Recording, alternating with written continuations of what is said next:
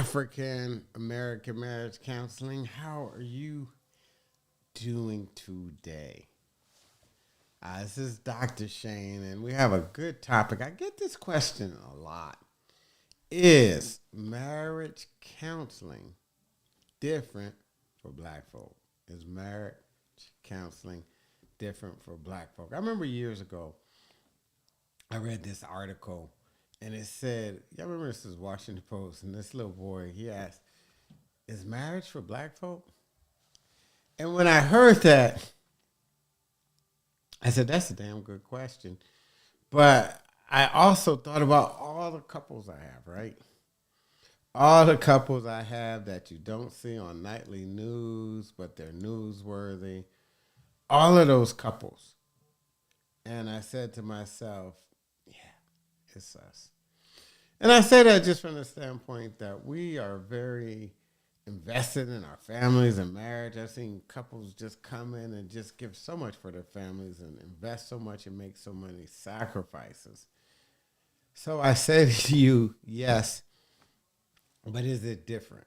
So let me talk about why, excuse me, and how it's different.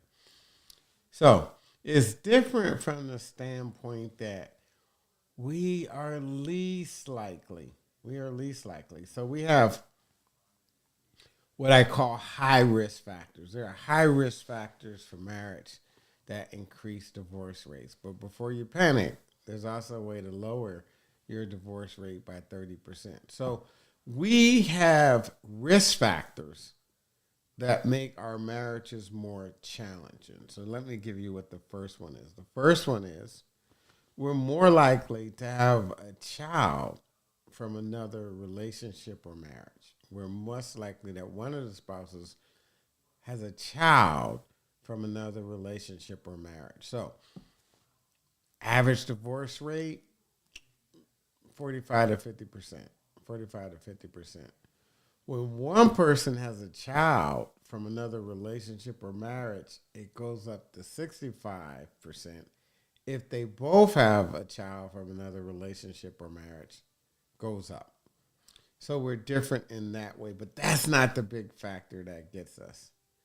The big factor that gets us is we're least likely, we're least likely, we're least likely, someone say amen on this one, to get counseling.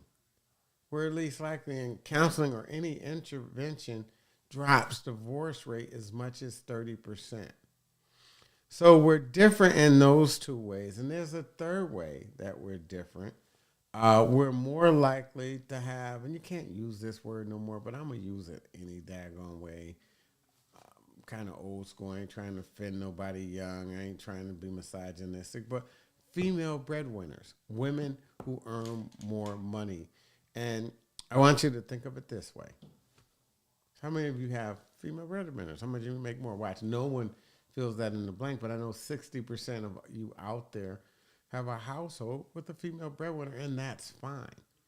We just need to learn our role and to learn what works best for our family. But in 1960, 20% of households in America have female breadwinners.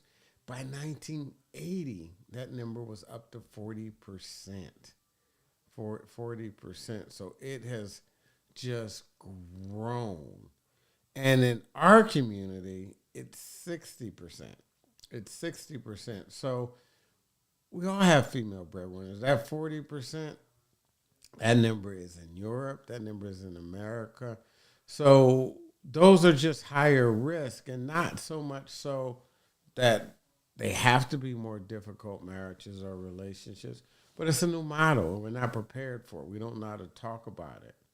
Watch this. Ladies, if you make more than your husband, do you have a mentor to help you mentor through how do you deal with that dynamic?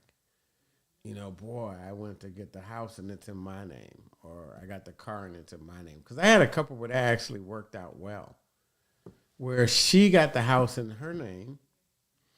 He was an entrepreneur, and he subsequently did really, really well. They refinanced it. It was in both their names.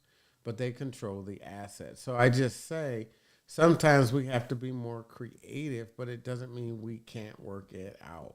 It doesn't mean we can't work it out. So the next thing that I want us to look at is the big killer for us is we don't get interventions. We're least likely to get help, so our divorce rates are higher because of that, because that drops them as much as 30%. So once you get help, is there a difference? I say yes, I say no. So are there some things that are just common thread, bread and butter issues? Yeah. Most couples that come to see me suffer from a lack of skill, not a lack of will. Suffer from a lack of skill, not a lack of will. Chances are, if you're coming to see me, you have the will to make it. And that's primarily what's most important. But marriage is about developing the skills to do conflict resolution, to talk about love and money in a way that doesn't bankrupt your marriage, to blend your blended family, to get on the same page. All those are skills. That is a commonality. So, what are the differences? One difference that I found, and I'll be honest with you, 90, 90. Y'all go to browser, type in 90%. 90% of the time, the person that makes the appointment is a female. Is a female. And a lot of times they contact me because I am a black male. I am a black male, and that is why they join me. So, anyways, that's why they call me. So that is one of the differences because black men, we not the most trusting people when it comes to our marital therapy and our personal life. And some of us got, a need to have somebody that could connect and wrestle with them. I always call it the matador syndrome. Women call me and they say, "Can you corral this bull? Are you the matador that could help me manage this bull so we could talk through our problems?" And that's where I find things are a bit different. But in terms of the actual issues, there's cultural. No offense, I ain't trying to offend nobody because this isn't the only black experience. Hey, I'm a hustler. Hey, boy, I'm a hustler who did some time.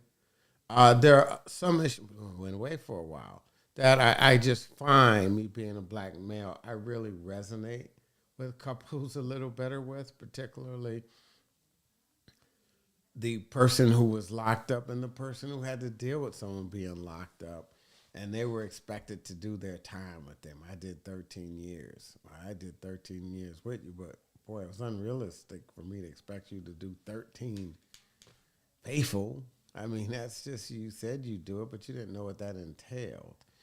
Yeah, I didn't know you'd be faithful or not. So I had Jane in jail come and visit me too and put money in my commissary. It was too much stress on you. So there are some unique issues when it comes to that.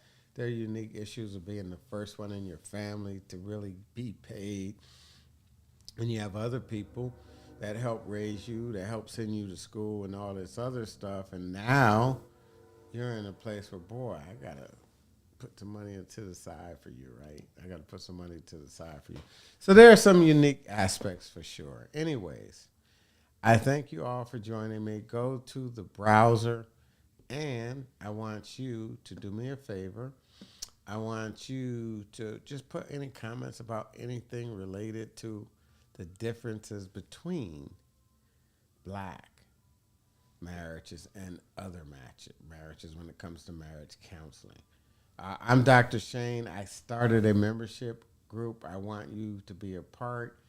It's Join HEAM, Join HEAM, and we will be doing our founders special where you will get half price off the membership site.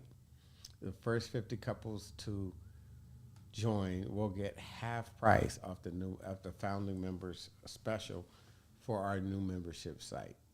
Is join HEAM as in happily ever after marriages.com, and I'll put it in the browser.